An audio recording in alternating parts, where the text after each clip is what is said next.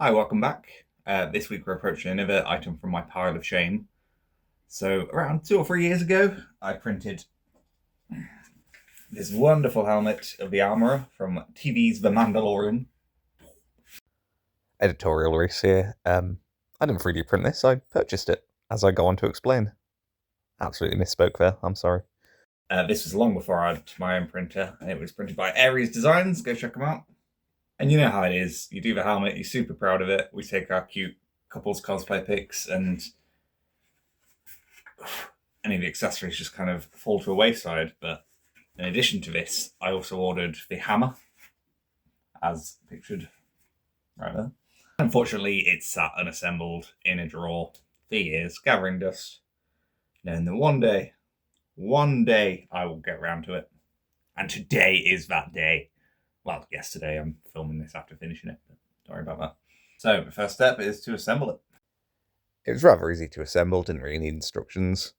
I didn't have the dowling I needed to attach them together, but I had some wall plugs that fitted just perfectly. So I glued those in first before supergluing it all together, and then wrapping it in masking tape to make sure it's nice and tight while it dries. Then I cracked out the plasto, removed the masking tape, and started filling all the join lines to hopefully completely hide them. Once applied, it only takes an hour or two to be, I'd say, bone dry. 24 hours is probably better, but it was good to try and do this all in one day. Then I started sanding off all of the excess plasto and then getting rid of some of the layer lines before I crack out the high coat filler primer and give that a blast and let it dry. Look at that, it's seeming pretty secure. Time for a final round of sanding to get rid of any of the remaining visible layer lines and really hide those joins. From there, it's time for painting, so I cracked out the matte black, but not the matte black I went to school with, primer, and just started painting it on by hand. Again, it's the middle of winter. It's hard to spray, so I just did it manually. Before I cracked out the metallic black and then sponged it on to get a nice blend and the illusion of weathering.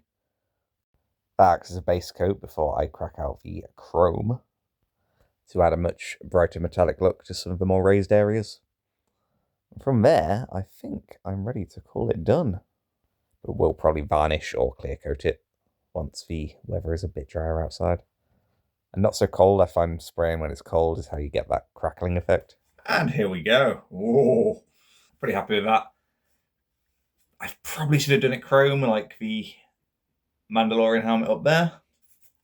But that airbrush paint is expensive and having to clean out the airbrush all the time is a hassle. So I think this is okay. Makes it look a bit worn and torn. And then once I get some clear coat on it when the weather's better, I think it'll look quite complete. But it's got some heft to it. I'm pretty happy with that. And it kind of accompanies the helmet quite nicely. So yeah, pretty happy with that. Unfortunately, the helmet doesn't fit me. It was made for my wife, who is a lot tinier than me, as I have a giant head like a Funko Pop. But thank you so much for watching, and I will see you in the next one.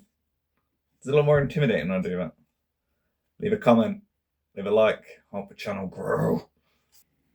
You're alright. Yeah.